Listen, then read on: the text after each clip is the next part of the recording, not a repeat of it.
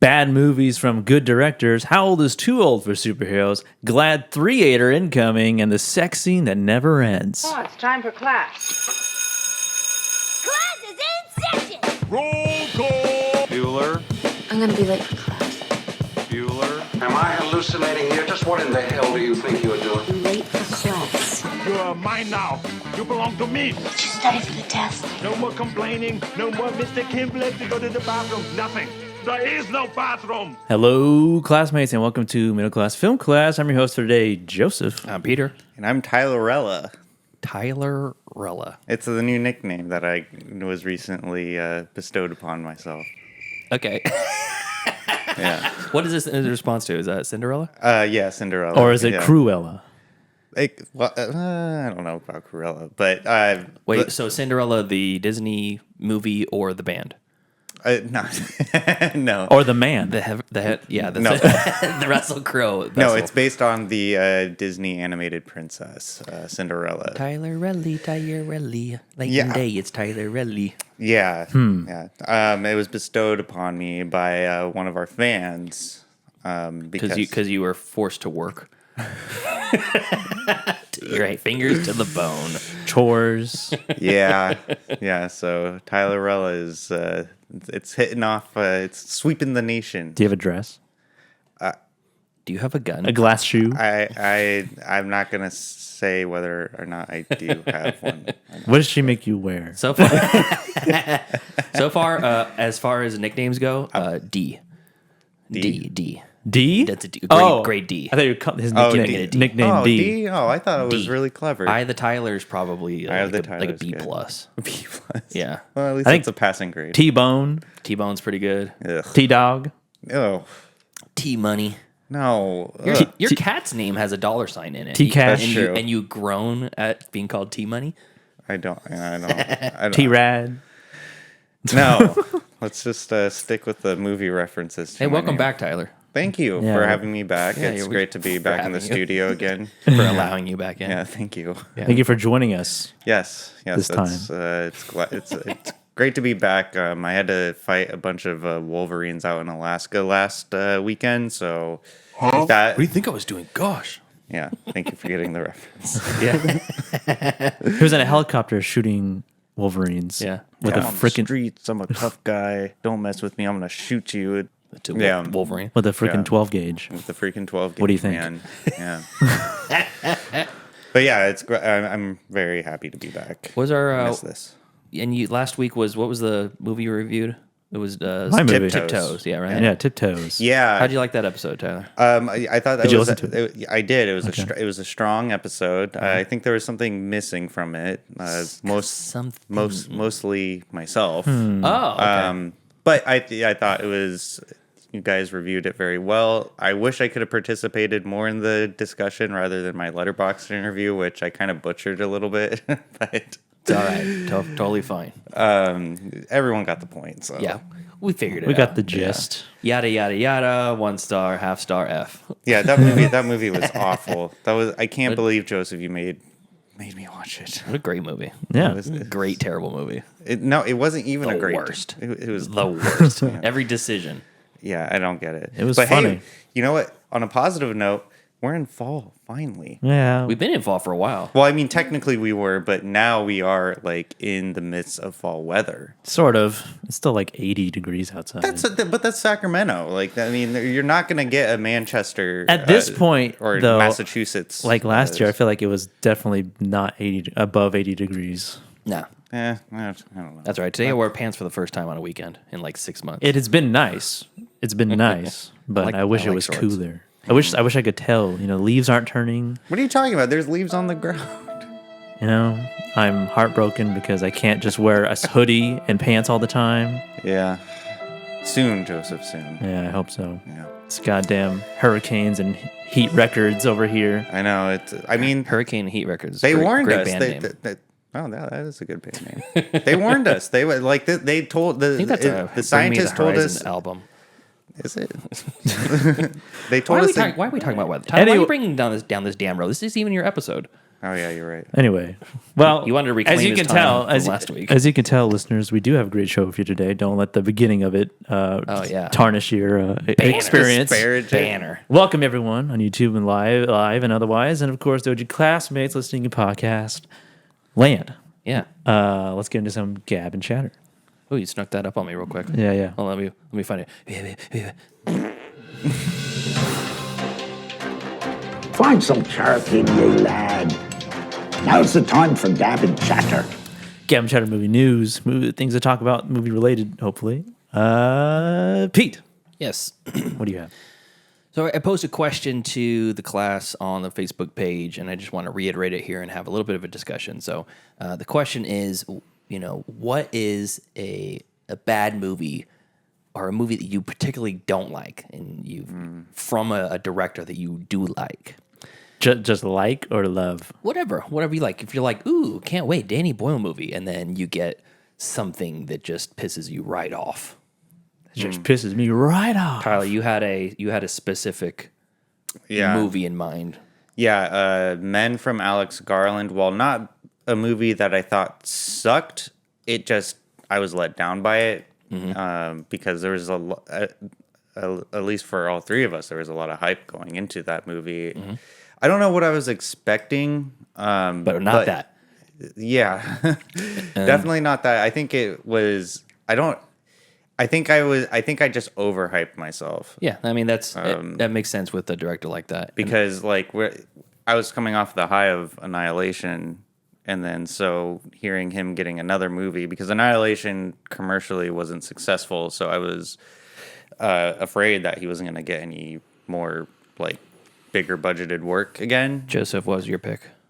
Well, the question was a director that you love, not just like. Because there are a lot of directors that I like or admire that have movies that I don't like. Like, for example, Men. Okay. Mm-hmm. I don't love Alex Garland, but I like him. Okay.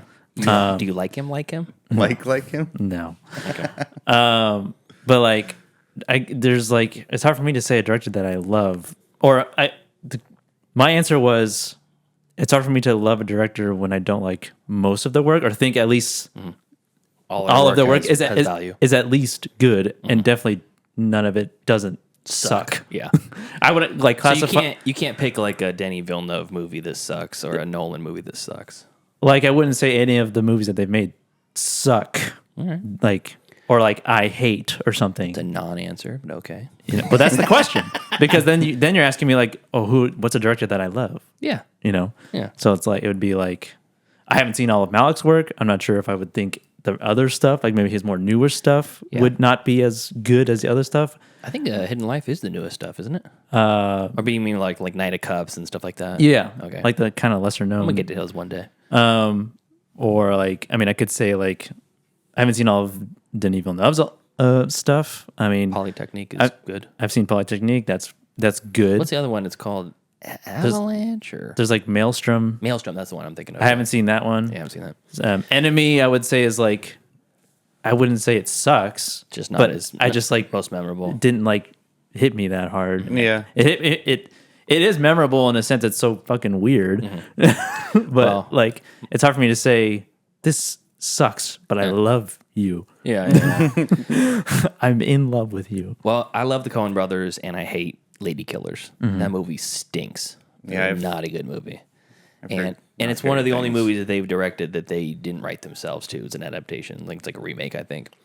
So I'm going to go down. I have a list of 50 great movies or terrible movies by great directors from Rolling Stones. And I'm not going to read all 50 of them, but I'm going to touch on some from some more notable directors we've talked about on the show. Okay. Number 49, The Fountain from Darren Aronofsky. Have you guys seen that? Not a long time. Not in a long time. That's with Hugh Jackman? Yep. And Yeah. Rachel Weisz. I remember not hating it. My brother Michael Greaves, loves that movie. Really? Yeah. I remember it being really interesting. Yeah. I remember not quite understanding it when I was younger, so I think I need to give it a rewatch. Okay, next one up. Number 39, Jupiter Ascending from the Wachowskis. I haven't seen that. Oh, yeah. I haven't that seen it. movie's so stupid. Yeah, I've not heard great things about it. Tanning Tatum is on a That's right, Channing on Tatum. Jupiter? no, he's on like roller skates that fly, Wow. like flying roller skates, He's like- Jet skates. space skates. He's like Hermes. Yeah. And Mila Kunis is the romantic lead. Okay. It's just the tone's not good. The plots, I don't even remember any of the plot, but I just remember thinking, "Fuck is this? Why?" Yeah. None of it makes sense. Sounds like the Wachowskis. Next up, Downsizing from Alexander Payne. I like that movie. I thought it was interesting, It turned depressing really quickly. and it also kept me engaged because I'm like, "What the fuck is I know. happening?" It also is a little bit long, I will say. Yeah, but too long. It was not that bad. Yeah, that's all right. You seen Downsizing, Tyler? I have not, no. It's kind of a crazy concept. Okay, so next up, The Stepford Wives from Frank Oz, which I don't know if I would call Frank Oz a great director. He's an interesting From the Muppets. Yeah, he's an interesting personality. He's Yoda. He's Fozzie Bear. Stepford Wives, that's with, who the frick is that actress's name? It's like Nicole Kidman. Nicole Kidman, that's And who I Matthew was thinking of. Broderick. Yeah. Broderick, isn't that? Yeah, I Walken too. I enjoyed that movie enough. I Like don't I think I've ever seen it really. it's I rewatched it like last year, I think, and it was like I don't even think it made streaming picks. Yeah. it wasn't great. it's definitely like a lower tier mid movie. It's like Burton Light. Like it was trying to be like a very similar to like Isn't that they're Edward all Scissorhands. robots or something? Yeah, they're replaced with robots Yeah. essentially. I mean it's okay, but I mean And it's a remake. Yeah. Yeah. It's a trend here. Okay, number 26, Wild Wild West from Barry Sonnenfeld. The Will Smith, Yeah, Kevin that- Kline. Will Smith, Yeah. Kevin Kline. I remember enjoying it as a kid. Yeah. It was fun. I The giant like steampunk spider. Steampunk Spider, yeah. I mean that's the only thing that's memorable of that movie. Other than that, And the it's just soundtrack. Very, Yeah, I was gonna say the Will Smith title track. Yeah. Wild Wild West. The Yeah. magnet collar things are pretty funny. I don't remember that part. I did rewatch that movie, not recently, but like in relative sense, I did rewatch it. Like A recent maybe- event in Tyler's history. Yeah, and it was like probably like 5 or 6 years ago. I rewatched it, and I was like, this Wild is- Wild West? Yeah, Wild Wild West. And so like, yeah, the spider, the song, and I mean, I guess like I think Who's the villain in Kenneth that? Branagh. Is it Branagh? Yeah. Oh god, he's so weird in that. He's so weird. He's kind of like John Malkovich in Hitchhikers. He has Yeah, like half a body yeah. and he's got robot legs. yeah. All right, moving on. This one I take personal offense to because I just got this on 4K from Robert Zemeckis. Death Becomes Her. Oh yeah. Have you seen that? No. I haven't seen it. Fucking great movie. I've seen It's so ridiculous. I've and over seen the top. scenes from it. I know it's like a dark comedy. It's a goofy dark comedy. Yeah. It has a kind of a similar vibe to something like a Beetlejuice, Okay. where it's definitely campy, definitely schlocky. The effects are not played serious. You got Meryl Streep, Meryl Streep and Bruce Willis. Oh gosh, who is the redhead in it? Julianne Moore. No, it's Isla I can't- Fisher. No, it's Kate from Winslet. Overboard. Oh, Goldie Hawn. Goldie Hawn. Yeah, I'm pretty sure it's Goldie Hawn. Let me see here. Death Becomes Her. She's not redheaded, is she? In the movie, she's redheaded. Oh, okay. Yeah, it's Goldie Hawn, Meryl Streep, Bruce Willis, and Isabella Rossellini. Oh. And Rossellini. Isabella, and she gives them this like the potion of life, and they drink it. And they, Oh, that's right. they Oh my can't- god. They Yeah. basically it's the substance before Yeah. the substance, You'll never age a day after you drink this. and they don't die. Yeah. At one point, he blows a hole in her with a shotgun, and it's a cartoonish Yeah. circular Yeah. hole. You know, Oh man. that's a really fun movie. So okay, so that's a terrible Bad pick. pick from his Rolling Stones. Rolling Stones has some of the worst lists on the planet. Yeah, they have some bad takes. Alien 3, David Fincher. Ugh, no. Don't like it. I mean, No, I mean, I'm just saying, I don't agree with that. of his catalog, is it the worst one though? Compared to, I don't know, probably like that and Pie, maybe. He didn't do Pie. That was Darren Aronofsky. Aronofsky, yeah, you're right. I get the Darrens and the Darryls and the Davids mixed Yeah. up. Fincher, what else did he do that's considered bad? What was that short he did for Netflix? The The monkey one. That's No, that's Lynch. David Lynch. Oh, dang We're it. all See, fucked yeah, up. we're I can understand why people don't like Alien 3, and I rewatched it for my Alien ranking, and the CGI is really way worse than I even remember, even from when we reviewed it for the show. really. But I watched the theatrical cut, and that stinks. The assembly cut's really good, though. Yeah, I like I the mean, assembly cut. what other movies has he done that is not good? I can't think of really any. He has 95 directing credits. Yeah, a lot of music videos, I think. Nine Inch Nails. Number 11 is my pick, The Lady Killers from Coen Brothers. Just not good. Yeah. Not good movie. Ooh, Joseph, number 10, How the Grinch Stole Christmas from Ron Howard. That is that's criminal. I know. You gotta meet that movie on its own terms. You can't be like, oh, this movie sucks because it's like a fever dream and a Dr. Seuss. It is. It's a Dr. Seuss movie. Yeah, I mean, Yeah. that's the They're all whole, fever dreams. Yeah, that's the whole point. Fincher has a shit ton of music videos. Yeah, and before he got big, he did pretty much exclusively music videos. Yeah. Number 8, Amsterdam from David O. Russell. Not Never saw it. terrible, but it's just too long, and there's just a lot too much going on with There's a it. lot of people in it. Yeah, there's a lot in it, a lot there. Star Wars Episode 1 from George Lucas, Phantom Menace. I would say Attack Oh. of the Clones would be worse. Yeah. I think so. I would say Jar Jar is hard to forgive, though. Yeah. I mean, Phantom, it's Bad. not Fun to bad. watch. it's not good, but as far as like introducing like a whole new generation to Star Wars, it was Yeah. it was an okay stepping stone. it was bad. For It was bad. Number 5, Planet of the Apes from Tim Burton. oh, I like that movie. That's his worst one. Sucks. The movie I mean, sucks. Alien 3 was Fincher's first debut. Yeah, his first feature. And then he made 7. And it was Then heavily, he made 7. And then he made The Game. And then he made The Fight Club. The Fight Club. My The sister's Fight in the chat. Hi, Jessica. And then he made The Panic Room. And then he made The Zodiac. Okay. So he should.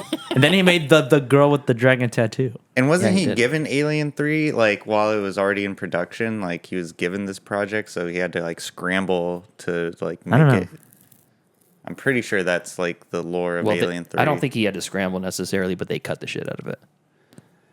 All right, so next up is the ill-fated remake of Psycho from Gus Van Sant, Yeah. Yeah, that one was which not that great. again, I haven't seen enough of his stuff to be able to say he's a great director. Drugstore Cowboy I thought was pretty good. He's got a notable name. Oh, I love Drugstore Cowboy. Yeah. It's fine. Good Will Hunting, fantastic. And then I added To Die For onto my list recently. I've heard a lot of people buzzing about that movie recently, and I've never even heard of it Is that a before. Mr. Van Sant? It is it's a Van Sant joint. Okay, almost near the top. That was number 4. Number 3, Indiana Jones and the Kingdom of the Crystal Skull from Steven Spielberg. That's his worst movie? They're saying these are just terrible movies from great directors. Yeah, I would- yeah. Besides- War Horse is pretty bad. Besides maybe 1941, which I've heard is like one of the worst movies. Really? Which is a Steven Spielberg movie. I mean, Crystal Skull stinks. It's not Yeah. good. Yeah. 1941 with John Belushi and Dan Aykroyd? Yeah. Yeah. And then the number 1 on the list, Francis Ford Coppola's Jack. Jack? Yeah, Jack. What? Jack's the worst. His worst. His worst, yeah. But it's the number 1 worst movie a director has made. I think they're saying it's like the chasm between they're great and Godfather to Jack? Yeah, Godfather to Jack. Apocalypse When was Now this to list? Jack? When was this list made? I don't know. Because now we have Megalopolis. Yeah. That's a good point. I like Jack. I like Jack too. It's a cute movie. It's a kids movie. Yeah. I mean, it's different. There definitely could be. This was made in March of this year. It's kind of a weird version of Big, but like it's medical. So, anyways, that's all the discussion I got. Okay. Tyler. Good directors can make bad movies. Yeah. Yeah. That's true. Stars, they're just like us. And bad directors can make. Let's do our inverse list. Okay, we'll do that next A week. director you hate with the movie you love. Yeah, I'll do that next week. That's Do some actually research. not a bad idea. I like that. So Andrew Garfield said that he felt too old to audition for Spider-Man, and he treated his audition as not giving an F, and I don't give an F, and so Give a I don't what? give an F. I don't give a. What a Frank? A flip? A fizzle? Flip. Yeah. He didn't frick? He didn't give a flip. Andrew Garfield was the latest guest on the Happy, Sad, Confused podcast. There's too many podcasts today. Swear to God. Yeah, we should cancel this one. No. We need to stay. Let's go for it. People depend on us. Yeah. Okay. Oh, yeah. What the hell is that? That's a new drop. That's a good one. So he goes on to saying he remembered feeling too old to play Peter Parker / Spider-Man when he walked into audition for The Amazing Spider-Man. He'd end up getting the lead role, which spanned the 2012 film and its 2014 sequel, The Amazing Spider-Man 2. Garfield credited his acting coach, Greta Seacat. That is an awesome last name. Okay. Greta Seacat? Seacat. Is it spelled exactly how it sounds? Exactly. Oh, okay. Seacat. Seacat. Greta Seacat. Greta Seacat. I hope you're listening because I want some notes. I want some sea cat. I want to take your last name.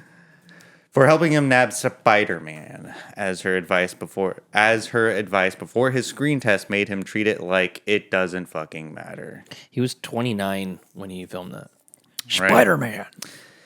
How old do you think Tobey Maguire was? He was 31. I don't know. You just knew that off the cuff? I don't know. He just awesome. looks like he's 31. Like perpetually, he's 31. I did the first audition and thought that's that. I'm too old. I felt I was too old, Garfield said. Just generally, I was like, I am 25 or 26 and playing a high schooler. I know I got good genes and all, but I don't know. That's not going my way. I was surprised to be given an opportunity to screen test, which I thought is pretty surprising because he's a very talented actor. So I would think that like the producers and director and writers that's Andrew Garfield.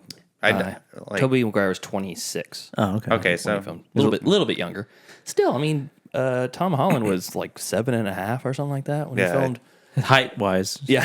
yeah, height-wise. He had the energy of a youthful child. You know, I don't really like Tom Holland as Spider-Man. Oh yeah, why not? I don't know. There's something about his face that I don't like. I like Andrew Garfield as Spider-Man, and I like Tobey Maguire as Spider-Man, but Tom Holland just did not do anything for me, and it kind of angered me in some ways. Holland? Yes. Maybe you're just a bully. Maybe like you're picking on the little kid Because he's short. Yeah. He goes on to say, Greta gave me an acting adjustment. She goes on to say, you have to treat this screen test as if you're making a short film with all your high school friends. That allowed me to go, fuck it. He continued, keep the channel open, be free. This doesn't matter. Treat this like it doesn't fucking matter. That's when whatever talent you do have can just be there. You're a child again. You're emotionally available and you're not right. No, What? And you're not. Tyler loves this because this is the first time he's read this. No, this isn't.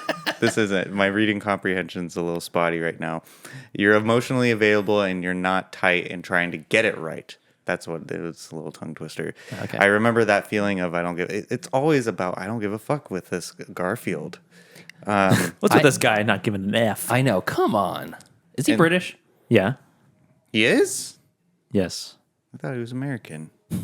Thought he was American. Well, so Andrew Russell Garfield is an English and American actor, born in Los Angeles.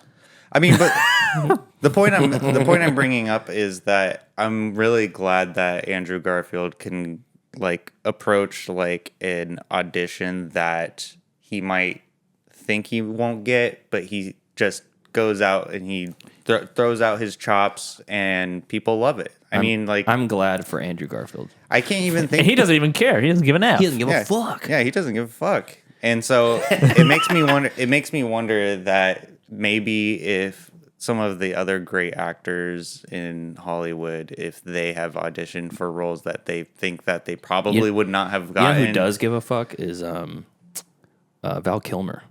That dude prepped hard for auditions. Oh yeah. He would make like weeks worth of tape. Yeah. For his his role in Tombstone, he She had tuberculosis. Yeah, he got TB on purpose. he infected himself with tuberculosis. It was crazy. You want to hear something interesting about that? That line from Tombstone where he says, "I'll be your Huckleberry." He doesn't. That's not what he's saying. Yeah, it's not Huckleberry like Huckleberry Hound. He say it's Hucklebearer, Hucklebear. and a huckle is the handle on the side of a casket. He's basically saying, "I'll kill you and I'll carry you out to be buried. Oh. I'll be your Hucklebearer." But the way he says it sounds like Yeah, Huckleberry. Oh, wow. yeah, I gotta rewatch Tombstone. Huckleberry. yeah. I love that movie. Sounds hard to. There's some parts in that movie that kind of stink. The whole like, what's his name?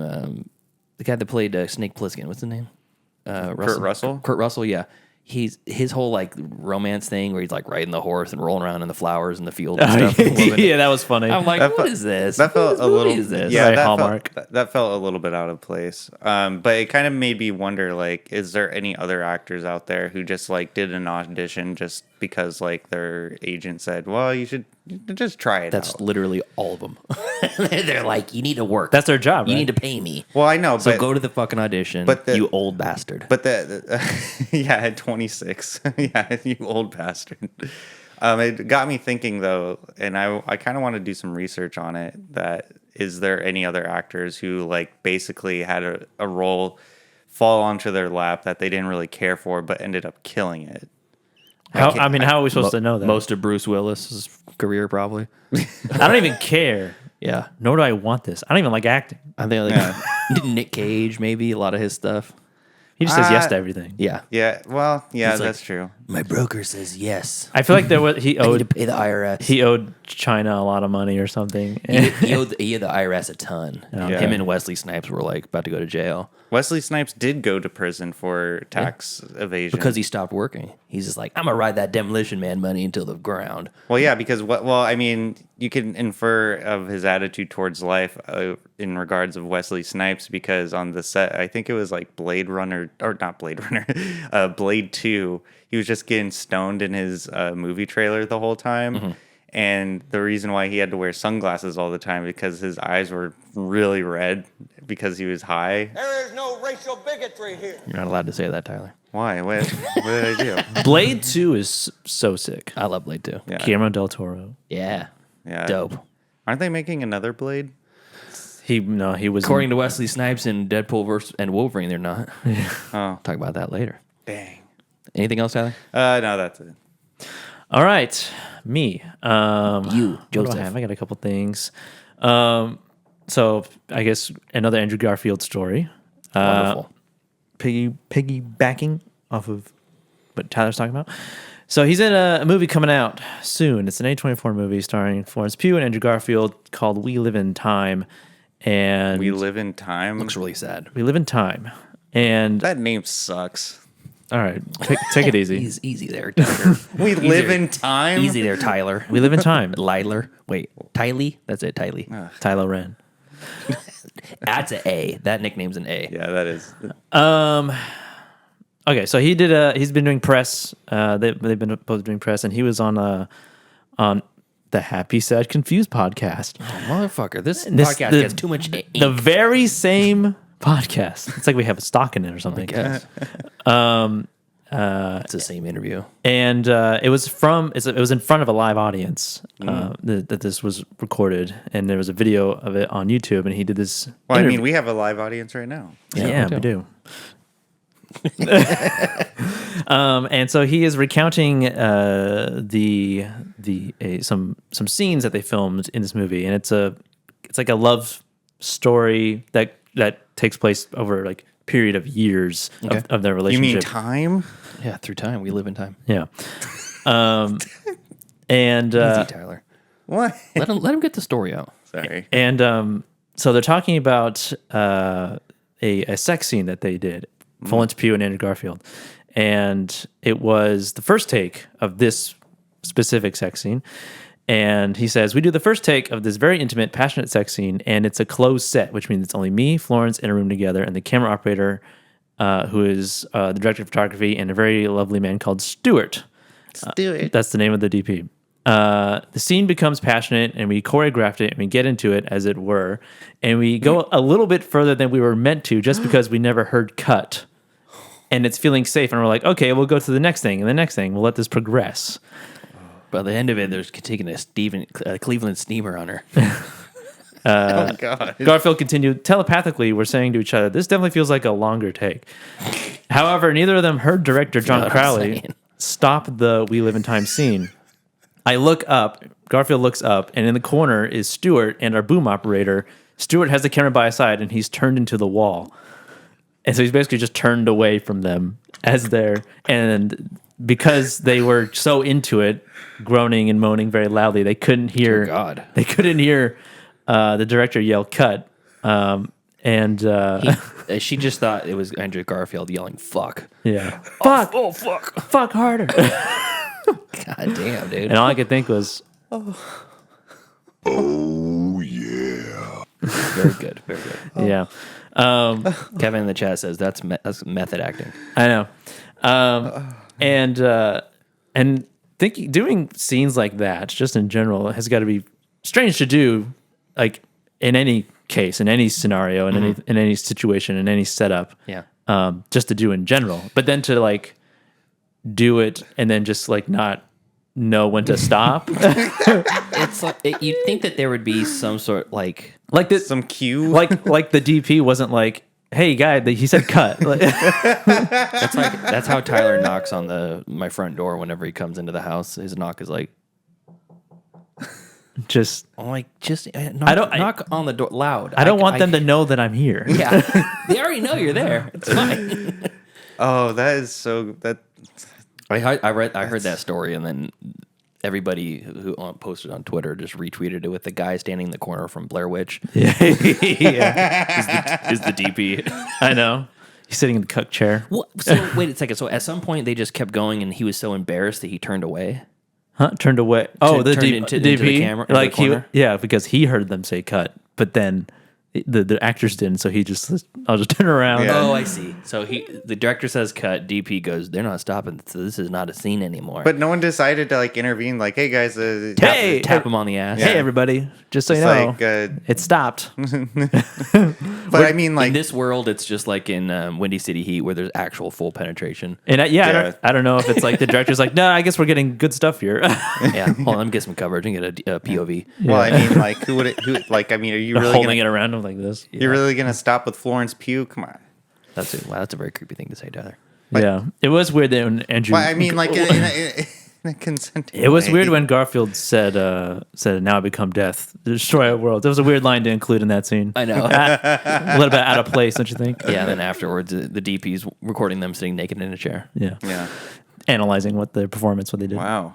So that was a kind of a funny thing that happened. And this movie's coming out this year soon. I like their press is good. Their press for this is funny.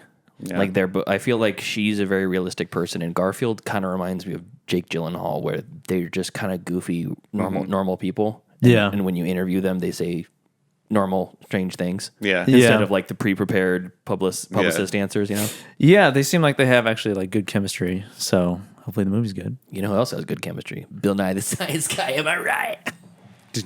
Very good. Thank you. The crickets like it. All right, so my next story, Gladiator 2 is coming out soon, next month, I believe. I can't believe that's happening. I'm so excited for that. November. And Ridley Scott is already toying with the idea for Gladiator 3. Will he even be alive to do it? Like, I don't know. He's in the prime of his life. He's only 79 years. I don't know how old he is. no, he's in his 80s. And yeah, so he's gonna make Gladiator 3 possibly. The last thing that I heard from him, I don't know if it was from his Twitter page. I don't know if he has a Twitter page. There was a quote from him saying like, "I've already got the first 8 pages." All right, only like 118 more pages to We're go. already there, man. The rest writes itself. Yeah, He's 86. 80. So he's even older, almost 90 years Good old. for 86. Yeah, I don't know. Just all as the- grumpy as ever. It's all the hatred he has for doing press. Yeah. That He keeps was him born young. in 1937. That's how math works. I wonder if he listens to Talk to him. Talk to her. Him and Jimmy Carter. You know, I saw like a still from the film that's they filled the Coliseum full of water. Yeah. There's a water fight, Yeah. A water like fight. a boat fight, and they have jet skis, No, they don't. No, they don't. There's sharks they? with lasers on their and heads. it's supposedly the water Coliseum battle is historically accurate. Yeah, I've heard Really? that. I've heard Yeah. that too. Oh. That's like that's why it's so deep. I don't know. That's why it's so deep. That's great. They should have done that in Star Wars in that Coliseum Hell yeah, battle. it's like a Pokemon arena. So at that yeah, point. Gladiator 3. Can't wait. Quote from Ridley Scott: "Seriously, I've lit the fuse. Like seriously, guys, I'm gonna do it." You would have thought that he lit the fuse when he made the first one, like back in 2000. All right. Knock on wood, this doesn't happen, but Ridley Scott writes Gladiator 3, starts shooting it, day one, dies. Who takes over? Oh. God. Repeat the question. Sorry. Who takes Ridley over? Scott writes the script, gets funding, starts production on the first day of shooting. They get 1 day in, and then he dies that night.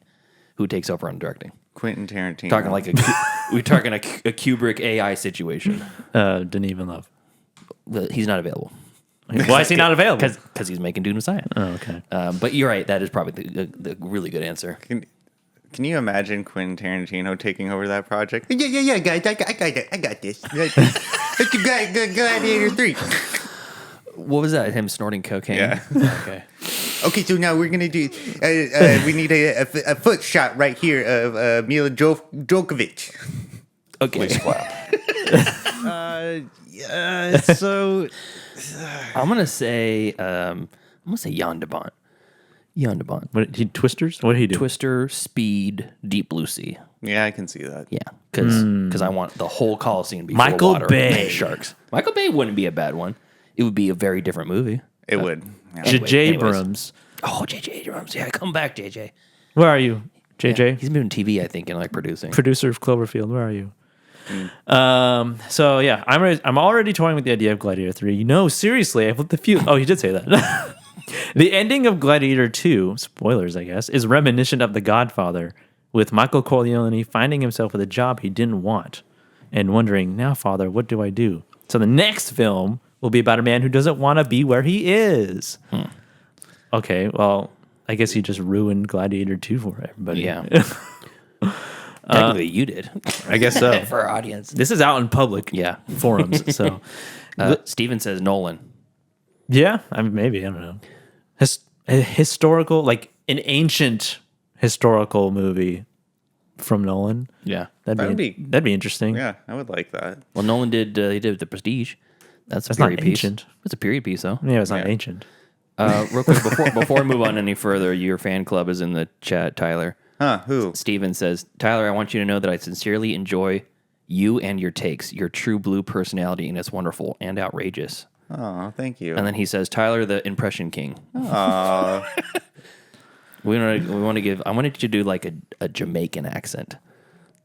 Do an Asian accent, Tyler. There is no racial bigotry. Yeah, do it Asian. Do it like a Ninja Turtles. Do a Jackie Chan. Don't really. Please don't do it. Yeah, I don't know if I feel comfortable doing that. But And anything else about Gladiator? Gladiator 3, I mean, who knows when the fuck that would come out, right? 2030. Scott also chatted to Empire that Gladiator 2 begins with probably the biggest action sequence I've ever done. Probably bigger than anything in Napoleon. Although the filmmaker didn't share too many details about the opening action sequence. I mean, he always spoiled the ending of the movie. yeah. He did tease a moment where Mescal's Lucius faces a rhinoceros in the Colosseum. Cool. Computerization and AI, you have to embrace it. Oh, come on. Scott said Scott said of building the computer-generated rhino for the scene. I can have a computer read every molecule and wrinkle on a rhino, and then cut it on a thick piece of plastic, absolutely as a rhino's body, which is then tailored to a skeleton shape. I have this thing that can do 40 miles an hour, spin on the spot, wag its head and snarl. A 2-ton rhino with a guy on its back? I mean, it's a lot of fun. Sounds like a good Saturday night. I guess so.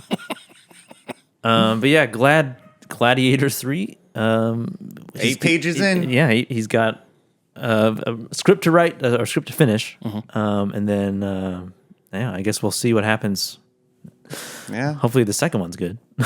Yeah, I can't wait. I'm excited. I still need to watch Napoleon. Napoleon, it's Yeah, all right. I think I'm going to take a day off or a couple days just- off from work just to watch movies. There's a director's cut now. It's 45 minutes longer. Hell yeah. It's actually over 3 hours long now. It used to be the barrier of entry was that it was very long, just like Killers of the Flower Moon.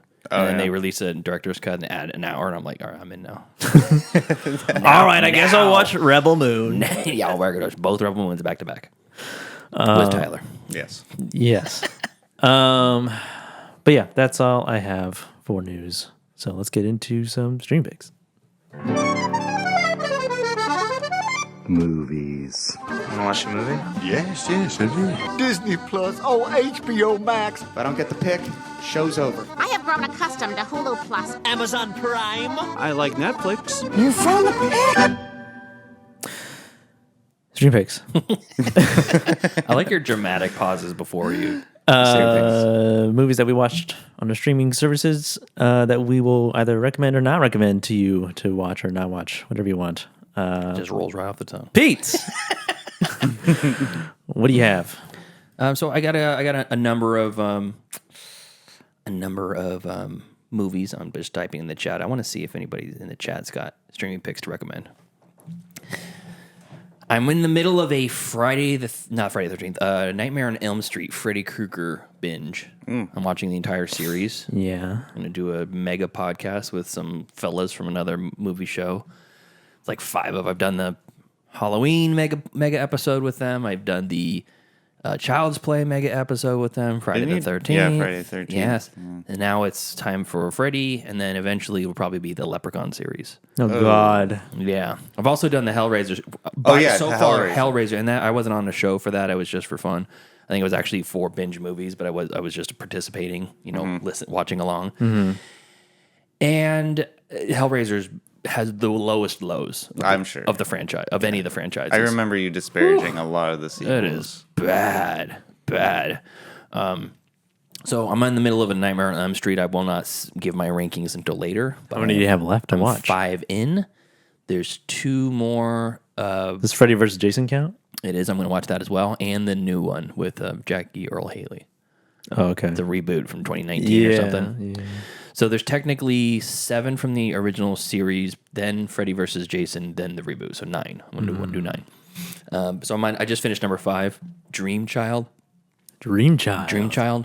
Yeah, and best one of the bunch. So Really? far. Really? Saying right now. I think that one's got the lowest rating of all the movies I've seen, and it's the funnest. Freddy calls Freddy right before killing somebody calls him a bitch like 3 times. He's like, think again, bitch. Like he cuts her throat. He turns one guy into like a robot motorcycle creature. That's how he kills him. What? Yeah, it's really Oh, that sounds awesome. How does that work? He's riding a motorcycle and he looks down and Freddy's face is the gas tank and it's like hold on tight, and then and like the cables start coming into the guy's hands. Yeah. Or his hand, it's like Tetsuo the Iron Man. Yeah. And he starts turning into like a robot and his face gets covered. It's so stupid. That was bonkers. Yeah. So anyway, I'll be giving a full report on that once I finish those. Worst to first this week. Okay. First off, I watched Hellboy the Crooked Man. Oh, that just came out. The new one yeah. just dropped straight to VOD, and I think it might be in theaters as well. No, it isn't. Yeah, you got to rent this one, so you can rent it on Amazon, Apple TV, or Fandango at home. Fandango at home is only $7, and this is absolutely a low budget movie. The CG is not fantastic. The overall look of it is not fantastic. But there's some really interesting kind of takes to it. It's set in 1953 or 1959, right around there. Kind of same era as like Hellboy back in the day, from the Guillermo del Toro ones. Mm-hmm. And Ian McShane plays his dad in this one instead of John Hurt, but same character. Oh, yeah. Yeah, he's the like the old old man guy. who's found him from the portal. Wait, I thought that was in the David Harbour one. Oh, you're right. It is. I'm getting them mixed up. His dad is not in this one. Yeah, I watched them both. Oh, okay. So I'm going to talk about one next. So this one is a 3-star movie. Most people would probably rate it a little bit lower than that, but I think it's for a pretty low budget movie. It does a lot of good things. and it also does a lot of really shitty, cheesy things. So it's set in Appalachia. It's in like Appalachia. It's Appalachia. Yeah, it's in the Appalachian Mountains, and they're transporting. It's like him and a woman that works for his the agency, and they're transporting this cargo. It's like this magical spider or something, and it grows really big, and then it jumps off a train, and somehow the whole train is derailed. But it's not the whole train; it's just the one car they're on. Okay, it doesn't make sense. Train doesn't crash. It's kind of weird, but they end up in this small town in the middle of fucking nowhere in the 1950s. Yeah. And Appalachia. it turns out there's a witch that's like witching the town. And there's also a local legend called the Crooked Man. That's the name of the movie. It's called Hellboy, the Crooked Man. Yeah. Who is the Crooked Man? And he's basically a detective. And he's like Hellboy. Yeah. He's like the stranger who blows into town, and they're like, hey, save us, Hellboy. We need to find out what's going on with this witch. And They know who he is? no. I mean, they find him. They meet him. Oh. They're not alarmed by his appearance? They don't seem to mind. No, they don't seem to mind. But it takes a number of scenes where like there's like the whole town's being witched, and there's like a group spell or something, and they're almost like in The Conjuring, where they go into like the dark nether or whatever. Yeah. And like they're in there. Okay. And it's all dark, and there's like the main character is talking with someone, but it's all clearly like a vision or some alternate dimension. So there's a lot of that, but it's done kind of cheesy and hokey. So you could do a lot worse, but I don't rent this. Don't spend the money. Don't spend the money. It's not worth the money. No, it's not. Wait till. So this is an anti-streaming pick for now. All right. If it pops up on Shudder later or like Peacock or some crap like that, it might be worth the time. Yeah, it might be worth it. I heard this was the highest budgeted fan film ever made. It kind of feels like it. Yeah, it kind of feels like it. Like a YouTube video. Yeah. And for the first time, it's like they don't have a beefcake for Hellboy. The guy that actually plays him, his name is Jack Kesey or Kesey, Kesy. He was in Deadpool 2. He was in The Killer. He's in the new David Fincher one. Yeah. He's been in a bunch of stuff, but I don't recognize him at all. That's his face. Yeah, I don't recognize him. Couldn't tell you anything about him. I don't know who he is. You're our Hellboy. Yeah, exactly.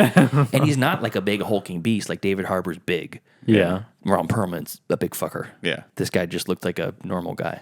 Who's red? Yeah. He's red. They make him look bigger somehow, but the actor is not big. So Yeah. Anyway, so that's Hellboy, the Crooked Man. You could pass. All right. Next one, Hellboy from 2019. Oh. It's a streaming pick by Joseph a while back, and you said it was not amazing, but also not bad. It had some really interesting scenes in it, like some surprisingly gory scenes. Yeah. And that sparked my interest. I was like, oh, okay, well, I like David Harbour. Let's see what he does. And I'm not sure exactly why this did so poorly, because it got like a 7 or 12 on Rotten Tomatoes. No one liked this movie. Really low. It was not received well. No, it was like really low. And it wasn't terrible. It's just not amazing. So, I have some friends on my Letterboxd that are notorious for giving like very generous grades, like nothing under 2.5 stars ever. They gave it like 1.5 stars. Wow. And I don't get it. I don't get it. I think this is pretty fun. So, maybe the critics, I can understand why they might not like it, but just the average movie-going person or movie enjoyer, I think that you could do a hell of a lot worse.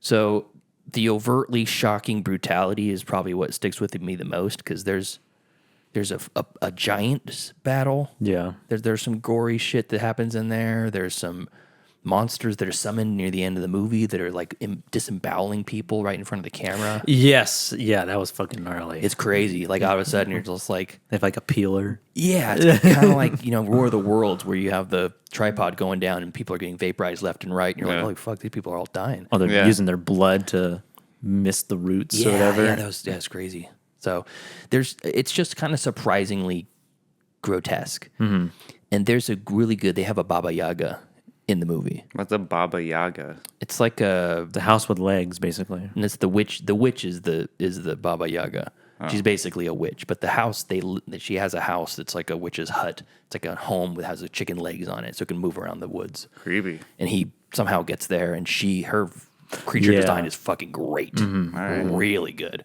And there's also a very disgusting and impressive practical. I think it looks practical. Set piece where there's like a deflated body, a woman's body's like deflated on a bed or something, and then her like energy or life force goes into it, and it's clearly like filling up with the body, like it's almost like being inflated into a human again. And it's like the witch is almost like she's removed herself and like turned into another creature or something. So now she's a tiny creature, and she goes back into the body and grows into the skin. And it's like somebody putting like long leggings on into the leg. Oh, I see what and you're you can saying. see the skin like flexing with the leg going through, and you're like, what is this? This is a good effect. So Gnarly. there's enough of that to like keep you intrigued and keep you interested. But there's wild tone shifts and swings that just don't make sense. There's like, what's the word I'm looking for? There's a needle drop songs that are just completely out of place. You're like, am I supposed to be having a jaunty good time in this part or not? Because it sounds like the music is that, but it's like a very dour scene that they're in. Yeah. So that is it's a $4 rental just about everywhere. You can get it for like $3.50 on Amazon. And this one, I think it would be worth it if you're looking for something kind of interesting and a good creature sort of feature. And I think David Harbour was good.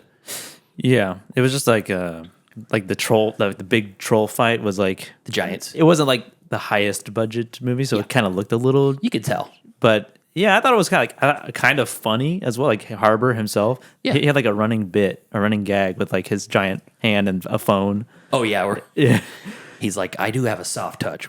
When he hangs up on someone and his phone breaks. Yeah, yeah. There's a lot of good stuff there. Yeah, not nearly as bad as I feel like people would made it out to be. Yeah, I was shocked when I saw that score, and then I was like, "Fucking really? This movie? I mean, it's like probably like a 50% movie, I would imagine, on Rotten Tomatoes. Yeah, 55, 60, something like that." Before I go to the next one, there's some streaming picks in the chat. Brainstorm is on Hulu. That's from Angry Otter. And Brainstorm. He mentioned that last week, I think. Green Needle. 5 is the key to bringing back the original franchise. What is that? Don't accept this. Okay, I won't. Joseph's doing big moves over there. I am. Doing it live. And then he says that he hasn't really watched anything this week, just the Salem Lot miniseries again, and then Agatha all along. Is that a miniseries? I thought it was a movie. There's both. There's a movie, there's a miniseries, there's another reboot, there's Okay. Salem's Lot Return to Salem Lot, and then the reboot. Okay. And Otter also said, Angry Otter also says, extra credit assignment for you boys. Brainstorm for Pete, Under the Rainbow for Joseph, and Cloak and Dagger for Tyler. Under the Rainbow.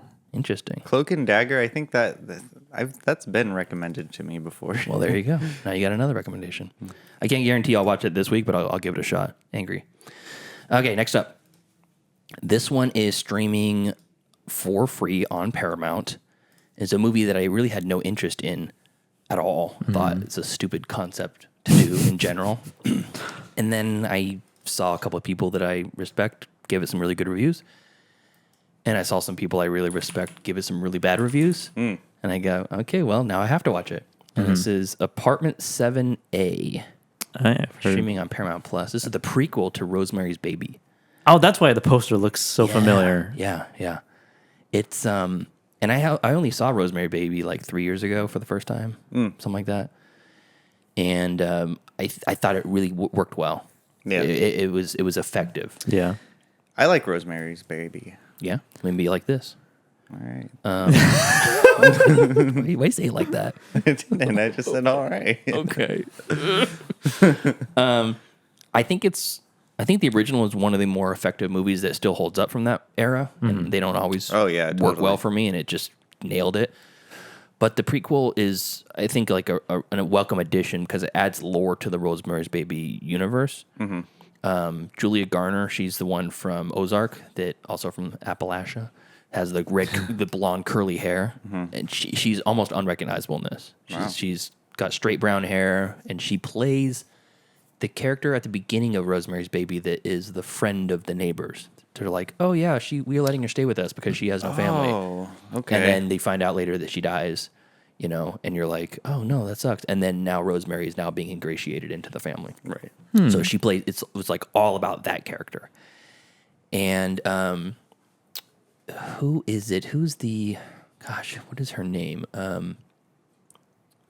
Diane Wiest is she's the mother from Edward Scissorhands.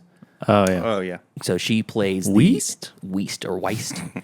and then Kevin McNally, who plays Mr. Gibbs in Pirates of the Caribbean, the guy with the big white beard. Yeah. He's like his Jack Sparrow's right hand man. They're the couple that have the apartment that are bringing her in to take care of her.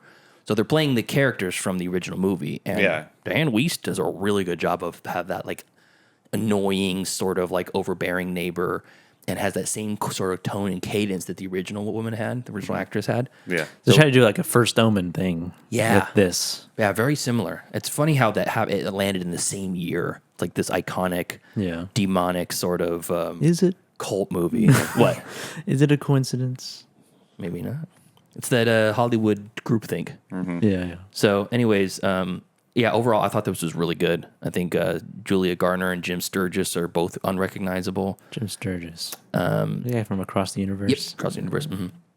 And Diane Wiest does a really fantastic job embodying the original character. The lesser version, it's like a lesser version of the first Omen, but it has notes of the Suspiria remake. Okay. It has that sort of a vibe to it.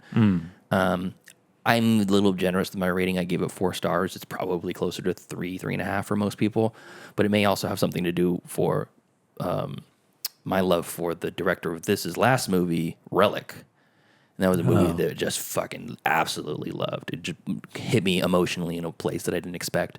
So you could do a heck of a lot worse for this. And there's I've added it to my random dance scenes list on Letterboxd. There's a random dance scene in there? Yeah, it's a dancing. She's a Broadway dancer and performer, so it's not like it's completely out of left field, but it just comes out of nowhere and story wise. Like contextually. Yeah, contextually, you're just like, oh, she's dancing now. Okay, and it's a pretty significant length of a scene. It's like Ex Machina has a good one. Hail Caesar has a fantastic tap dance scene with Channing Tatum. Titan. Yeah, Titan's good. Good. A lot of good. Anyways, so that's Apartment 7A on Paramount Plus. Next up, for spooky season, I watched Paranormal Activity, the original on Max. The OG. The OG from 2007. So, very boring movie. The one that changed the game, right? Boring movie. So boring. It is. It picks up. Wait, what? It picks up in the end, but yeah, it's just watching a. It's nanny very cam. Yeah. atmospheric. Oh yeah, so atmospheric. I think this movie's great because it plays on an inherent fear that everybody has, is that sleeping alone in the room. Not everybody, maybe Tyler doesn't, but sleeping alone in a house in the dark, and hearing bumps in the night, and you're alone. Yeah. It's were you ever afraid of the dark as a kid? Yeah, I think so. There was a point in my life as a kid where I slept with my light on. Yeah. Yeah. I mean, I don't know. I used to suffer from sleep paralysis, and so there was times where I was afraid of the dark, but most of the time I found the dark annoying. Because God, you're so annoying. Because I couldn't. Well, because if I wanted to get a cup of water or juice or something, I'd be bumping into the walls, making a ruckus. God, the dark is so annoying. But I didn't want to turn on a light. The sun sucks. Well, that too. The dark sucks. But yeah, I would always want to turn on a light, but I felt so timid on turning on a light because I didn't want to wake anyone up. So I would just be like, God damn it. See, that's why I have little LED wall sockets around the house. It's like a movie theater in here. When it's when it's middle of the night, you can walk anywhere in the house and not stub your toes. You should line the corner. That's too much. The corners with the. So yeah, I was intensely afraid of the dark as a kid, and I had many nightmares that just was debilitating for me as a kid too. Mm-hmm. So it plays for me on a fear that I think is very natural, and it's just really well done. When did it come out? 2007. Yes, it scared me the first time I watched it. Hell It yeah. scared the fuck out of me. I slept with the lights on for 2 nights when I watched it the first time. I watched it when it came out too, and it was scary. I think boring. I think most of the time it was boring for me. I think it affected me the most because it takes place mostly during the daylight.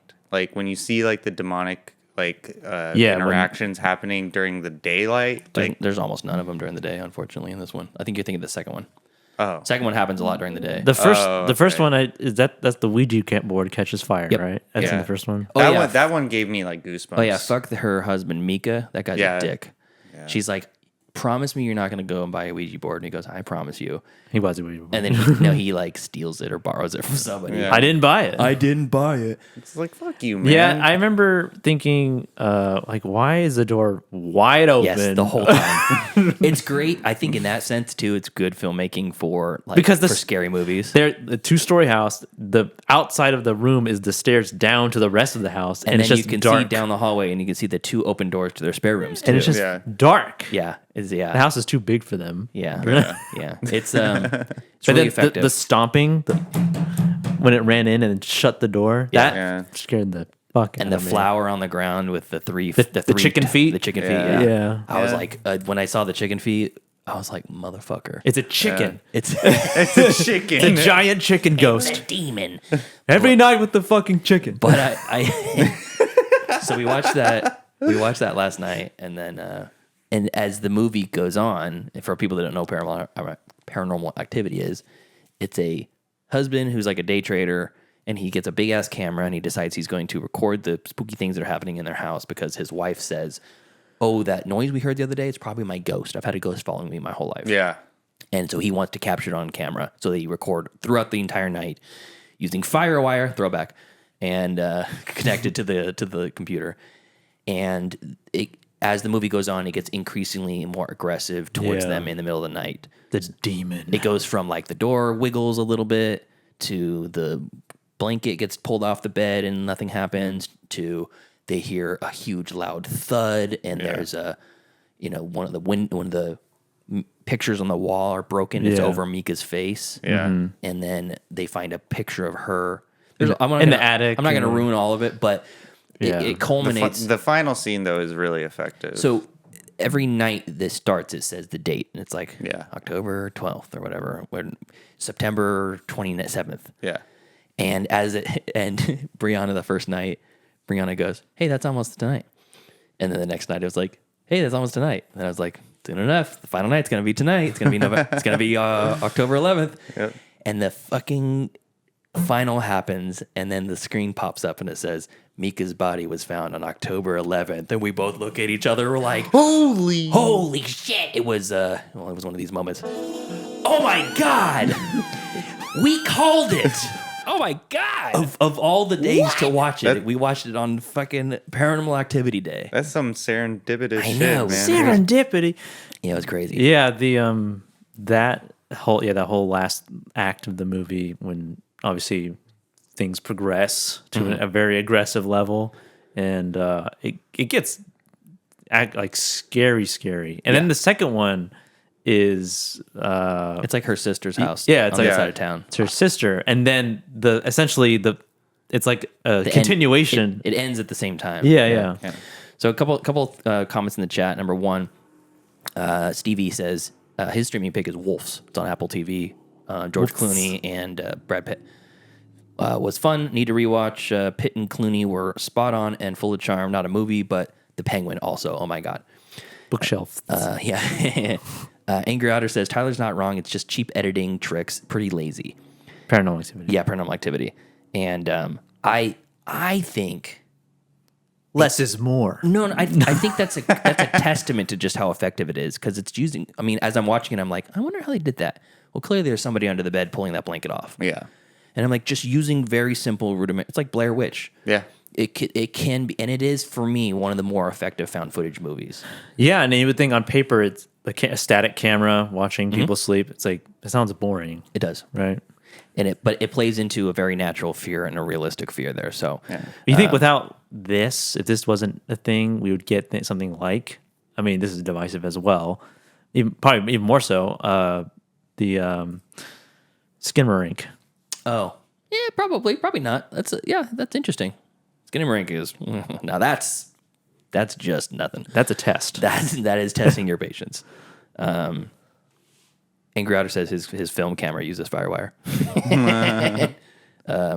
I don't know if like A film camera using FireWire. yeah, Interesting. I'm asking what model it is. I used to use FireWire on my mini DV way back in the day, and it's Yeah. like almost everything seems like it's FireWire. USB-C or at Now? this point, yeah. Yeah, USB-C is pretty much the... So, anyways, Paranormal Activity, 4.5 stars movie for me. I freaking love it. It's fantastic. But my number one of the week is available for rent. You have to rent it. It's not streaming for free, but it will be soon, I imagine, on Disney Plus. The Deadpool and Wolverine. Oh, God damn, this movie is fucking fun. cool. This is so funny. The entire time. The laughs per minute is off the chart, and the cringe per minute is very minimal. Not zero, but it's a non-zero Yeah. number.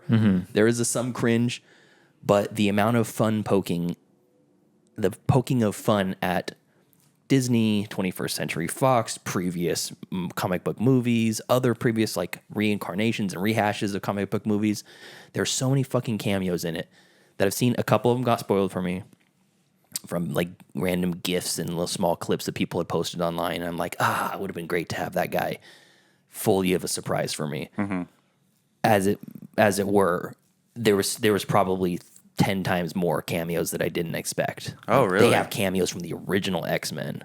You know, Yeah. like One the from first ni- one. from the 2001 like, or whatever. 2000s, Yeah. Man, it's so fun. It is so fun.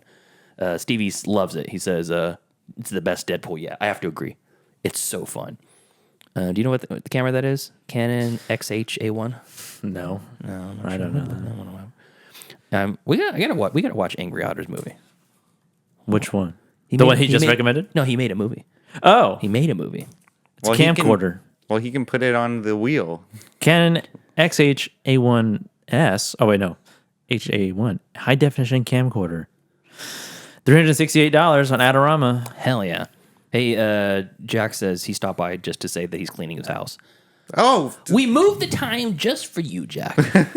It's also Thanksgiving over there, so he's got probably. wait, what? They have their own Thanksgiving. Yeah, they. They have their own I guess, yeah, they Thanksgiving? have their own indigenous problems. Yeah. Yes, they thank for Vegemite. They thank for Vegemite on bread. roux meat. Yeah. They're thankful for Crocodile Dundee. And a weird split time zone that Jack's in. It's like 30 minutes. Jack says, this is bait, damn it. What are you talking about? I don't know what that is. I could have sworn, isn't it Halloween? Or no, I'm sorry, it's Canada that's Thanksgiving, not Australia. My bad. I'm getting my international Thanksgiving friends. Australia. I'm getting my international friends mixed up because Stephen and Wait, Mitch. is there Thanksgiving in Australia? Is there really? That can't be. Jack, is there a Thanksgiving in Australia? The most delicious holiday. Anyways, I will say that my thoughts, just without giving anything else away about Deadpool versus and Wolverine, is that Ryan Reynolds is the perfect Deadpool and Hugh Jackman is the perfect Wolverine. There will never be two casting choices as perfect, just like Ian McKellen is Gandalf and Anthony Hopkins is Hannibal Lecter. And Magneto. Yes, no recasting will ever live up to Deadpool Prime and Wolverine Prime. Because they're going to be one and done forever, in my opinion. Yeah, and I would putting them agree with two that. together and the story that comes from it is really, really good. I think Oscar Isaac could be a Wolverine. I could see it. It'd be interesting. I think Daniel Radcliffe. Kit Harington. So, anyways, those are my streaming picks. All right. Marathon streaming picks. Sorry, guys. Tyler. Alrighty. 2 weeks worth of streaming picks we're about to hear. Oh, yeah, baby. So if everyone, just to bring everyone up to speed, I had to watch a quote unquote punishment movie. Yeah. American Mary, and we already did a review on it. Correct. Yeah, we read your review. You did? You didn't listen to the show? I did listen to the show, hurt. but I didn't. Hurt. Oh, I am hurt. I for the life of me, I wasn't. I guess I wasn't paying attention. Well, this.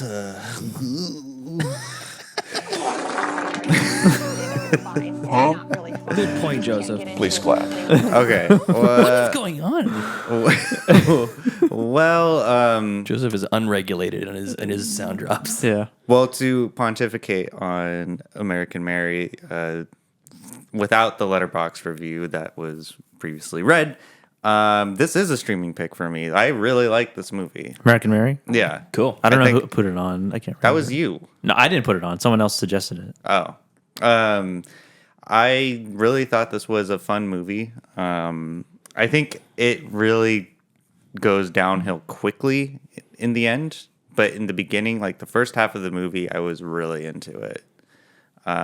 Except all of the actors, except for the main one, like sucked. But I could look past it. The main actress sucked? No, she didn't. She was good. Everybody else everyone sucked. else, everyone else sucked. But however, I could look past that, and I think that there was a really great concept presented, and it's just I feel that they didn't really. They more leaned on like the psychological damage that Mary was going through, and she descends into psychosis very quickly. Okay. Like breakneck speed. But yeah, I really liked it, and I don't think it's streaming anywhere. I think I had to rent it. But great movie. It was not a punishment. I feel like I have streaming on Roku, Hoopla, Tubi, and Pluto and Plex. all Those free ones. Yeah, I don't. Did you rent it? Yeah, I rented it. You just do. I tried to get him to download Just Watch the other day. He said You don't even have to have Just Watch. He said no thanks. You have a letterbox. It tells you. Oh well. And it uses Just Watch's information. There's also Google. You know what? Just to put a little bit of effort. I did put effort into it. I rented it with my own money. That's effort. You overexerted your effort. He put too much effort in. Okay, well, And there your you lack go. of effort, you actually ended up putting more effort in. Story of my life. Impressive. You could save your money. Yeah. Yeah. I mean, what's money good for if you're not spending it, right? Okay. That works. Yep, that works. Okay. Well, so I honestly didn't realize that I did listen to it, but I must have gone over my head. I was. How you are, you just have to say that you're fine. You're not really fine, but you just can't get. So what's the next I did revisit another movie, Leaving Las Vegas. Finnegan. Finnegan. You streamed that already. That was a streaming pick. I feel like less than 3 months ago. Was it? No, it wasn't that. It wasn't that. No. Short Oh, ago. okay. It was like over a year ago. Yeah. Well, I revisited it again because I saw it was streaming on HBO Max, and I didn't really know what to watch, and I wasn't trying to watch something new. I was like, I just want to find just a solid drama movie. Or were you trying to get in the like depression mode, like down on? Maybe subconsciously I was. Yeah. Because that is not a fun movie. Well, I beg to differ. I think alcoholism is super fun. No, I think I was just getting some clips on TikTok from it, and it just kind of Really? perked me up. And From that movie? Yeah. People are posting about it? Yeah. So I mean, it's about the character Ben Sanderson. He's this major Hollywood screenwriter who has his wife and child left him, and then he develops a drinking problem. His coworkers and bosses notice, and then he gets kicked to the curb, and he has nothing left to live for. So he sells all of his things, and he's gonna go to Las Vegas to drink himself to death. That's the basic premise of the movie. Okay. And It's a heartwarming comedy. it kind of is funny in some ways. It really is, because this guy, he's being such a melodramatic piece of shit, and he treats everyone around him like a piece of shit too. And it's almost comical, how bad of a person he is, because I can understand how people could think this is a depressing movie. And I meditated on it after watching it. And remember back earlier in the days of middle class film class where I would say there's always a set and setting for a movie? Mm-hmm. So I thought about this, and I think because I watched this at night, I couldn't sleep at all, and I threw it on a whim. It was either that or Blue Velvet. It was one of those two. Okay. And I threw it on, and after I watched it, I was like, you know what?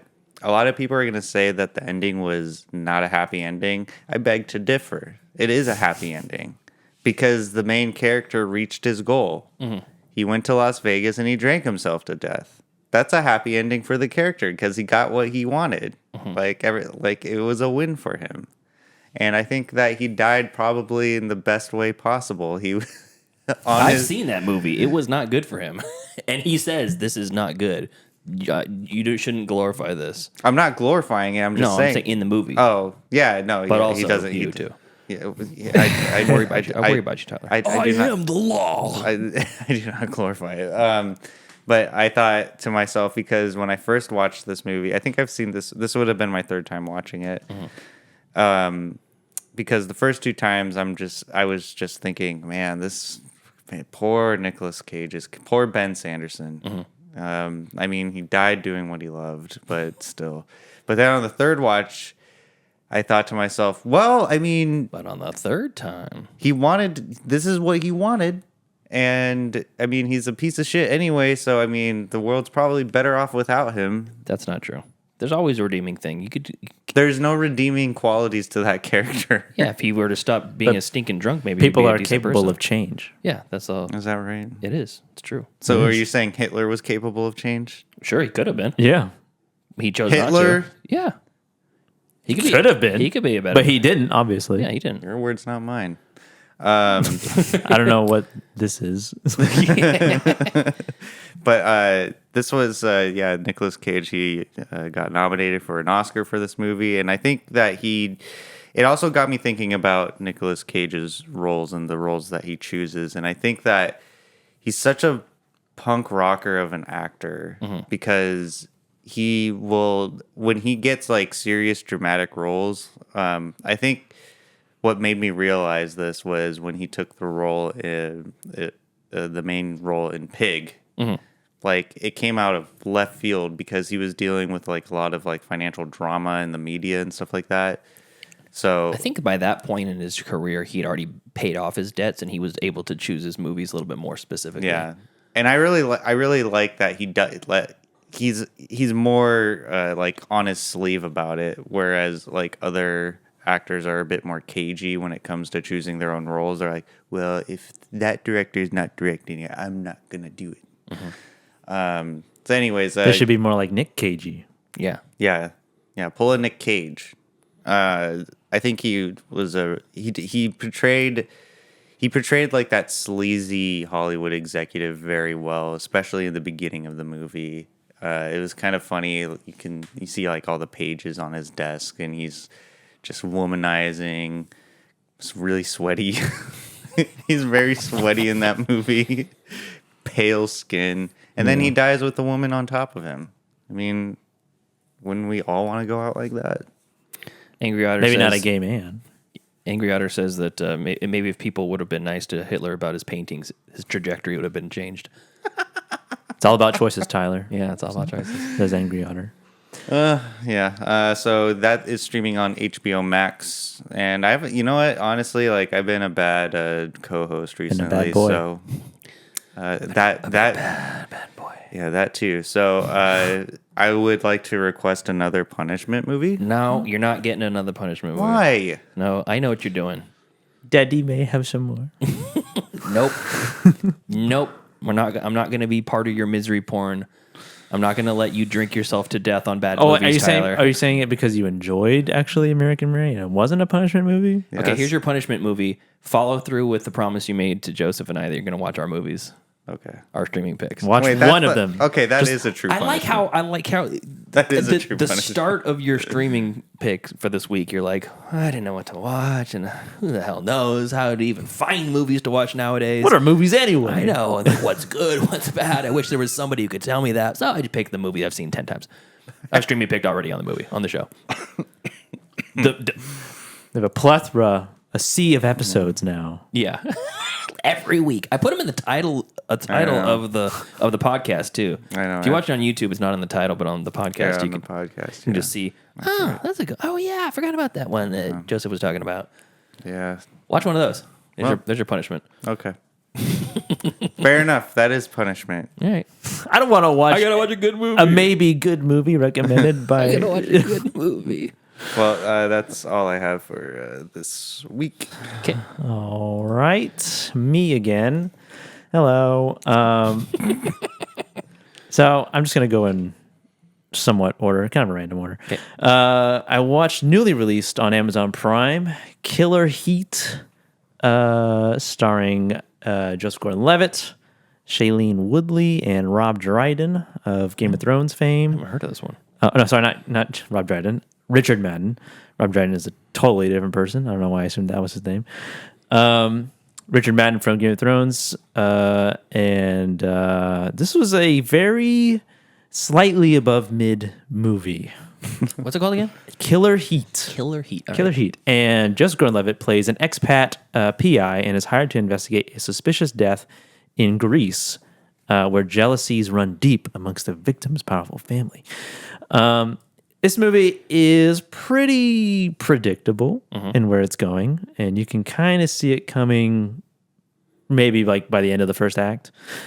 But it's still pretty well executed, I think. Pretty well done. Richard Madden plays plays two characters. He plays twin brothers, and they are that's interesting. They are kind of like they run this big company that is very successful. I think it's kind of vague on what the company does, or maybe I just missed it. But you don't like see what goes on there. You just see Joseph Gordon-Levitt, who is hired by Shailene Woodley's character, who was in a relationship with one of the brothers who was killed. Okay. Or he dies in a climbing accident. He's like a free solo climber. Okay. And he climbs one specific rock face, and he's done it since he was like a child. Okay. So it's like something he's very familiar with, and the fact that he died doing it is very suspicious because it's like you should know how to, he's a very fit dude. Okay. Like he's like chiseled out of stone, this guy. And so things progress and things are revealed, twists sort of kind of happen, but you also kind of see it coming. Is it like a murder mystery? Yeah, it's like a whodunit type of thing. Oh, okay, cool. That sounds good. And it's entertaining. Cool. It's streaming on Prime. Came out this year. Good cast. I like Shailene Woodley. And it's fun to have on in the background. You don't just have to pay 100% attention because it's not super complicated. Cool. Nice. I'll watch that with Brianna. But yeah, Caged Heat. Killer Heat. Right. Killer Heat. Next stream pick in I guess in the spooky season. Yep. Streaming on Shudder. I watched a couple of Shudder picks. This is Oddity. Oh yeah, I watched this a couple weeks back. Oddity streaming on Shudder. This was a kind of a very strange movie. And it's kind of another movie about a twin sisters, and one of them gets killed. Yeah. And the twin sister is blind and has a certain connection to. She runs an oddities shop, like things of the macabre, and in Ireland or England, Ireland, one of the two. Yeah. And she has like a connection to the items in her shop. Like she can see the past of each item, essentially of the person who owned it. Yeah. When she touches it, I think. Yeah. And her sister ran a I want to say it's like a bed and breakfast, but it was like a they were basically fixing up this like castle. Yeah, it's like a legit castle house to rent out, something like that. Like an Airbnb. Yeah, kind of. And she gets killed by someone, and you think it's this guy who has like this kind of, he's not like blind in one eye, but he's got like a wonky kind of eye. It's like miscolored. It's like white. And he looks like I don't know. His design was kind of, I don't want to say goofy, but it was like. Was he like mad-eyed, moody or something? A little bit. Yeah. A little bit. It's like a glass eye pretty much. Yeah. That he had. And it's her just kind of trying to figure it out. And it's not necessarily like a horror movie. It's more of like a mystery murder movie. Also creepy. But it is very creepy. It's got like a dread tone to it. And there is a kind of a really creepy thing that happens near the end of the movie with a wooden man. But yeah, this was pretty good. I think a pretty unique concept, and brutal effects, some gory stuff. But it's not like a horror movie. I guess it's like a kind of creepy murder mystery movie. All right. That's very dark. Physically, visually, it's dark. Did you see that filmmaker's last movie? Damien McCarthy is his director. It's called Caveat. Oh no, I heard about it though. It's also more dreadful and like creepy than it is super scary, but that one's actually has more of a scary tone to it. Yeah, and also the main character, the twin sister, she's blind. Yeah. So that's streaming on Shudder. I followed up with Pete's stream pick from last week, I believe. I watched Payback. Oh, cool. Streaming on Amazon Prime, Tubi, Peacock, and Pluto. And this was a super entertaining and fun movie. All right. Mel Gibson's character was he was unhinged, but he was very tame, unhinged. He's controlled chaos. Yeah, controlled chaos. That's a good way to put it. Yeah. Because for the longest when the movie started, I thought he was like a cop at first because he kind of has that look, but he is just some criminal. He's a criminal. He's a crook, the crooked man. And Pete kind of went over the plot. Basically, he gets betrayed in a job for $70,000. Yeah, literally. Or no, for $140,000 total, and his cut was $70,000. Yeah, and the guy he worked with basically screwed him over, and same with the girl that he worked with, because that guy owed somebody else money, and he needed all of it, so he couldn't have Mel Gibson take $70K because he would still be in debt, and he probably would have been killed by whatever criminal organization he owed money to. But the beginning of the movie with Mel Gibson just walking around, just taking shit and stealing credit cards, and it's so fast. It's just one grift to the next, and he knows exactly what he's doing. He's not hesitating at all. He's the opposite of Macon Blair in Blue Ruin. Yeah, yeah, exactly. He's got full confidence. He knows how to use a gun. He has access to guns, overall, it was a very fun movie, and it had a different look for some reason. It had a more modern, gritty type of look to it, kind of desaturated, kind of glowy kind of look. Definitely desaturated with a blue hue to it. Yeah, set in New York. Yeah, but it was fun. It's a fun movie. It was more funny than I thought it was going to be, but it was still has that kind of gritty, kind of mafia flavor with along with it.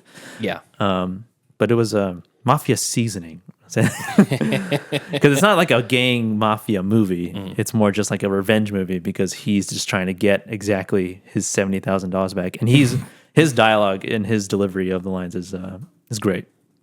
He's a great character. I got recommended. I can't remember who it was. It might have been. I think it was Joel who said if you liked Payback, you should watch Get the Gringo. Oh yeah. A couple years later, also Mel Gibson, similar plot. Hell yeah. So did you watch it? I did not. No. Oh, okay. Did you watch The Next 3 Days? Was that that was recommended when you were talking about this last week? Yeah, no, I didn't watch that one or Point Blank. Point Blank was the actual remake. That was a remake of Point Break. Blank. Point Blank. Yeah. Gross Point Blank. Yeah. Streaming back to Shudder. Streaming on Shudder. We're talking about Nicolas Cage. This is a Nicolas Cage movie. This is Arcadian. This came out this year. Oh yeah. It's kind of like a Quiet Place type of movie, except you don't have to be quiet. You have to be loud. Yeah. A loud place. If there's any second of quiet, you gotta constantly be making noise. That'd be easy. They just have a white noise machine just all the time. Yeah. So this is Arcadian. It's a creature feature starring Nick Cage as the father of two kids, both brothers, and they are played by Jaden Martell and Maxwell Jenkins. You just made up those names, didn't you? No, Jaden Martell's a real person. He was in Knives Out. He was in It. He was in it, yeah. He was in It Chapter 2, Midnight Special, St. Vincent, Aloha, a bunch of other movies. And this is like the near future, decimated Earth. I guess they're twin sons. I didn't know that because they don't look anything alike. They're fraternal. Basically, they live in this farmhouse in the middle of nowhere. They don't say specifically where they are. And they can't go out at night. That's when these creatures come out, and their house is boarded up for protection at night. And this movie's not super great. It's not really well flushed out. It's not a lot of explanation for things, and like I don't need explanation as to why like the creatures are there. I just didn't exactly know the rules of the world, and the design of the creatures is also very strange. It's one of the weirder when you see them like full force, like when you fully see them, and you don't see them until like the second half of the movie. Okay, you kind of see parts of them when they're fully revealed. They do like this weird like chomping, clamping thing with their jaw. It's super loud, and I'm not sure what it's supposed to be, but is one of the weirder designs of a creature that I've seen. And overall, this movie's like you could probably pass on it. It's I think there was an inkling of a good idea, but it just wasn't really well executed. It looks good, but skippable. Yeah, the design of the monsters and the quality of like the animation, the CG, isn't super great. There's some moments where it's like kind of creepy when you don't see the monster fully yet. You just see like its hand, and it looks like a kind of human hand, but then it like extends its finger really long. But those moments are very few and far between. And the brothers like hate each other for most of the movie because one of the brothers goes to this other farm and helps this other family only because he likes the daughter that's there. And so there's a lot of animosity between them. And then the Nicolas Cage being the father, he at one point becomes incapacitated, and then it's up just to the brothers to join forces again. Yeah, it's but overall it not great. Adds up to not being great. All right, cool. That's streaming on Shudder if you really want to watch it. Yeah, that one's not worth talking about. Skip that one. I thought it'd be better. It was Maggie, the Arnold Schwarzenegger zombie movie. Oh, but it was pretty not great. It sounds great. Arnold Schwarzenegger zombie movie. Yeah, it's really boring. Don't watch it. But big surprise for me, and the highlight I think of the week, other than Payback, which was really good. This one I had never heard of until I saw it on Amazon Prime. And do you guys remember this? All right. Notice me, senpai. Notice me. Yeah. You guys remember that? Oh, yeah. You remember that video and that character, that guy? Did you watch his movie? So he's in a movie. He made a movie. He wrote it. Yeah. He wrote and made a movie and called Onyx the Fortuitous and the Talisman of Souls. And it came out last year. And this was really kind of good. Really? Like, really good, Cool. actually. His character, it gets a little grating sometimes because like it's like that the whole time. Especially in the beginning because he basically references that very line in the very beginning of the movie, and you're like, okay, like, well, we know who you are. Yeah. But every time it got like to the point of like, all right, let's tone it down a little bit. It like he did tone it down a little bit, or something happened where like it justified, like something was funny enough to be like, all right, that was good. Okay, gotcha. So he's aware of he's aware of the limits of the character. Yeah, and there's like not all the jokes are like home runs, but a lot of it is, and a lot of it kind of comes from the other characters or the situation. And basically, the plot of this movie is that he doesn't specifically say that he's a Satanist, but he follows this one guy who is a Satanist, and he's like this character that writes books, and he wears an eye patch, and he's a Luciferian or whatever. Luciferian. And that's what they call him these days. And it kind of like is a Willy Wonka type of plot where there's like a contest that's had, and 5 people who write in something like submit it to be part of this competition will get chosen to come to his mansion and bask in participate in like rituals and shit like that. So he joins other occultists, and one of the characters is played by the bassist from School of Rock. Oh, okay, cool. And I didn't realize it until the end. I was like, she looks so familiar. And then I looked it up. I was like, oh, it's her. It's her. Yeah. And there's a lot of like creatures in this movie that are all practical effects. Oh, that's cool. And there's even like a giant demon, like giant, like huge, like a parade float. Oh, wow. Okay. And it's like goofy and over the top, but it's really well done. It's like Henson coded, like very, very, like it looks goofy, but it lives in this kind of goofy ass world. That's cool. And there's even a moment where like there are zombies, and the makeup for the zombies is like their face is like green, like very, very green, and their eyes are like still like very white and spherical. Okay.